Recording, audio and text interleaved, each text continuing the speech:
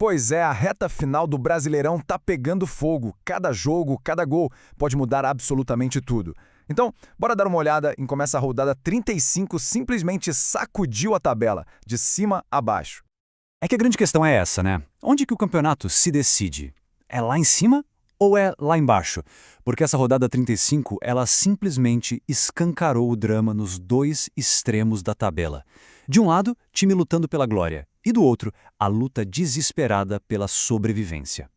Bom, vamos começar então lá por cima, né, no topo da tabela, onde o líder, o Flamengo, tinha um jogo que era, nossa, crucial contra o Red Bull Bragantino.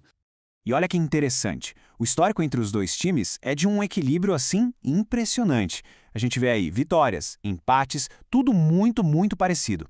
Ou seja, o cenário estava todo montado para um jogo tenso, daqueles bem imprevisíveis. Só que na hora do vamos ver dentro de campo, bom, esse equilíbrio todo ficou para trás. O Flamengo simplesmente se impôs. E o resultado? Um 3-0 incontestável lá no Maracanã. E essa vitória, olha, ela vale muito mais do que só 3 pontos. Foi um verdadeiro recado, sabe? Uma declaração de força que mostra que o time não só está focado no Brasileirão, mas também chega com a moral lá em cima para a final da Libertadores. E o impacto disso tudo? Olha só esse número.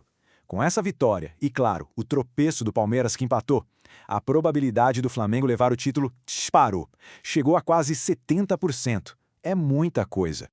Ok, então a briga pelo título esquentou. Mas não é só isso. Saindo um pouco dessa disputa, a gente mergulha em outra batalha que está acirradíssima. A corrida por uma vaga na Libertadores. E o fim de semana também foi decisivo por lá. E falando em jogo decisivo, o que foi a partida do Cruzeiro, hein? Uma atuação dominante, um 3-0 para cima do Corinthians, que garantiu para o time lugar na elite do continente. Um jogo com implicações assim gigantescas para a tabela. E o saldo dessa vitória foi incrível para o Cruzeiro. Primeiro, carimbou o passaporte para a fase de grupos da Libertadores de 2026. E como se não bastasse, o Caio Jorge, que marcou 2 gols, assumiu a artilharia do campeonato com 21 gols. Dia perfeito para a Raposa. Enquanto isso, em outro jogo importantíssimo para essa briga, o Bahia fez o dever de casa, venceu o Vasco por 1-0. Um resultado magro, mas que mantém o time firme e forte na disputa por aquela vaga direta na Libertadores. Pois é, e essa vitória do Bahia sobre o Vasco, ela nos joga direto para o outro lado da moeda, para o extremo oposto da tabela, onde a história fica bem mais sombria para um gigante do Rio. 5. É isso mesmo. 5 derrotas seguidas. Esse é o momento do Vasco da Gama que mergulhou de cabeça numa crise profunda e bem na reta final do campeonato. E essa derrota para o Bahia foi um golpe duplo, né? Porque não só deu força para um rival direto lá na parte de cima, como deixou o Vasco, nossa, perigosamente perto da zona de rebaixamento. E agora, faltando só 3 jogos para o fim. A situação é tão séria que o próprio técnico Fernando Diniz veio a público e falou abertamente. Ele disse: a gente precisa pontuar, e o rebaixamento, lógico, é uma questão. Quer dizer, não dá mais para esconder. A realidade do time é essa: lutar para não cair. Ufa!